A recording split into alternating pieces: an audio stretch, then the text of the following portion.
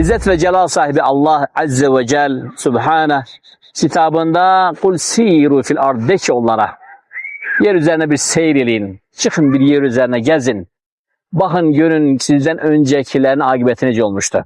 Kur'an-ı Kerim ister sünne mutahhara, ister ondan sonra gelen sahbe-i kiram ve tabi'in, es-selefil umme, salihler sefere teşvik ederdiler. Bu hakta bilirsiniz çoklu faydalı məlumatlar var. Seferde edilen xeyirler ve elde görülen faydalar ve seferde olan xeyir ve bereket. İnsanın birinci zihniyatı açılır, ruhu dincəlir, şəhərin sıxıntısından, depresiyasından çıxırsan, Allah Taala'nın xəlqində təfəkkür edirsən. Burada danışma ehtiyac yoktur. Burada her şey öz-özə danışır. Her bir ağacın yarpağı, her bir çiçeğin ləçəyi, təbiətdəki bu möhtəşəm həşəratın və quşların ansambl səsi, möhtəşəm. Yəni, subhanallah, insanın ruhu dincəlir, insanın zihni açılır, insan Allah Azze ve Celle'ni daha yakından dərk eləyir. Necə Allah Azze ve Celle buyurur ki, İnne fî xalqis semâvâti vel ardı ve ihtilâfil leyli ven nehâri le âyât. Şüphesiz ki yerlerin ve göğlerin yaratılışında, gece ile gündüzün değişmesinde sizin için açık nişaneler, açık alametler, ayetler var. Vallahi insan hakikaten çıkanda, həmçin bilirsiniz ki seferde fürsətdir sizin için. Misafirin duası əsla müstəcəbdir. Ola bilsin ki şəhərdə edə bilmədiyinizi burada elə bilərsiniz. Ola bilsin insan gece namazına məhrumdur. Təheccüdən pay yoktur. Seferde alınır bu. Ələxsüz elhamdülillah online dünyasından, internet ve Wi-Fi dünyasını qofanda lap möhtəşəm olur. Və bilən nəhayət ki bir xəlvət, bir ünsiyyət fürsəti əldə edirsə və bu yalnız səfərdə mümkündür. Ələxsüz belə bir yerdə, belə bir təbiətdə subhanallah və insan səfərə çıxanda həqiqətən ruhu da dincəlir, qəlbi də dincəlir, bədən də dincəlir, maşallah, zehniyyəti də dincəlir, yorğunluğu da gedir və nə gözəl olar ki insan səfərdəki olan fürsətlərdən istifadə eləyər və Allah Azze ve Celle'nin yaratdığı bu möhtəşəm sanat əsəri, bir bunu tədəbbür ilə, təəmmül ilə. Biz çox qəribəyik vallahi. Bir rassamın katan üzərində peyzaj çəkmə tablosunu görəndə deyirik ki, ay Allah, yarattı, yarattı. Yaratan o değil, o sadece onu təsvir edir, ondan bura keçirilir. Sən baxanda görəndə ki, o yağlı boyalarla katan üzərində təbiəti necə nəql eləyə bilir katana? Onun nəql etdiyi həqiqətdə olan musavvur, həqiqi təsvir edən musavvur, xaliqin yarattığının onda bir hissəsi də elə xəbərin var. Sən bu rəssamın əl işinə heyran olursan, ateist ola, deist ola, belə rəssam yoxdur. Bəs kör gözler görmür mü bunu? Allahu Akbar. Her bir leşek, her bir çiçek, her bir yarpak işlenilip ayrı-ayrı. Yarpağın üzerindeki damarları, içindeki onun mayesi, suyu, nefesi, teri, südü. Rəssam heç onu da verə bilmir. Rəssam mehi verə bilmir, küləyi verə bilmir. Hardasa rənglərlə, boyalarla, yəni temperaturun ahəngini verə bilir. O da ki, ən dahi rəssamlar.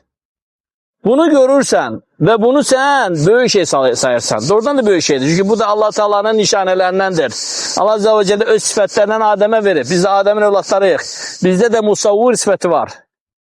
Biz de surət verebilirik. Ve bakırsan görürsən ki subhanallah yağlı boyalar vasitəsilə görürsən ki Praga gecelerinin yağmurlu küçəsinin obrazını verir bize. Bu rəssam yağlı boyalarla bu yağışlı küçənin əsər verdi obrazını. Bəs sən o kişinin içindən keçəndə demirdin, bu nədir bəs belə?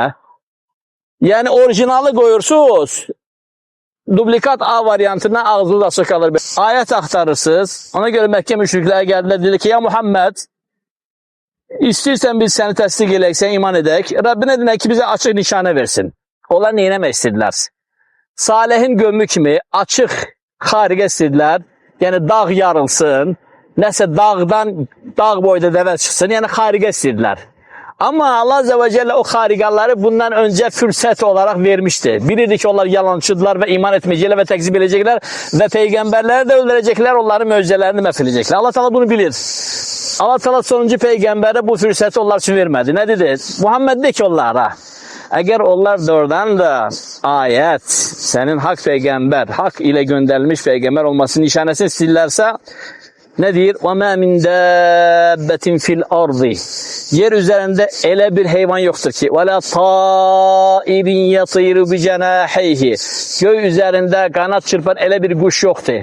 Yer üzerinde olan hele bir həşərat, hele bir sürünen, hele bir məxluqat yoktur. Denizde ele bir hayvan yoktur ki onların her biri sizin kimi ümmətlərdir.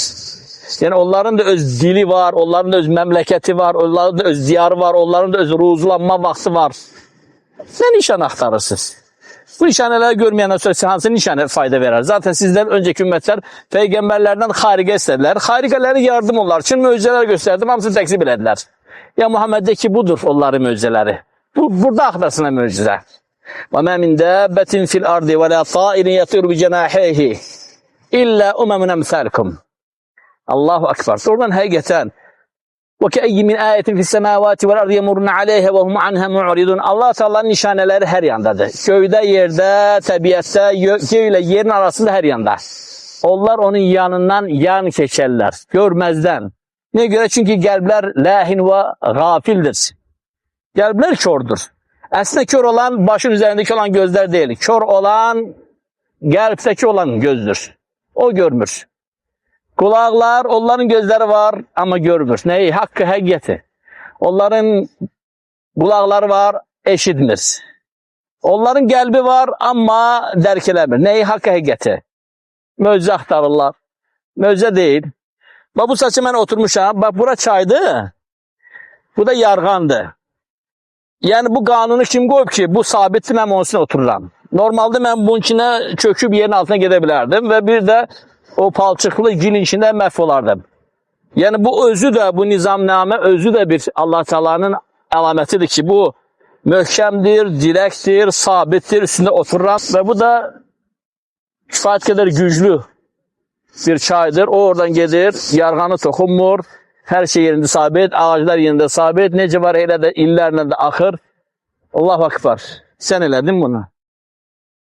Bu hamısı nişanelerdir. Qayalar. Her birazdan inşallah Laçın dağlarını inşallah sizin için çekeceğiz. Qismət olsa. Görün Laçında nece dağlar var. Şuşada nece dağlar var. Nece təbiət var. Yenə Allah Azze ve Celle canlı sağ eləsin. Buranı fəth elən Fatihin ve müzəffər ordusunun, onun xalqının canlı sağ eləsin. Yani bizim hamımızın. Ve atasına rəhmət eləsin, anasına rəhmət eləsin. Ya Rabbil Alemin.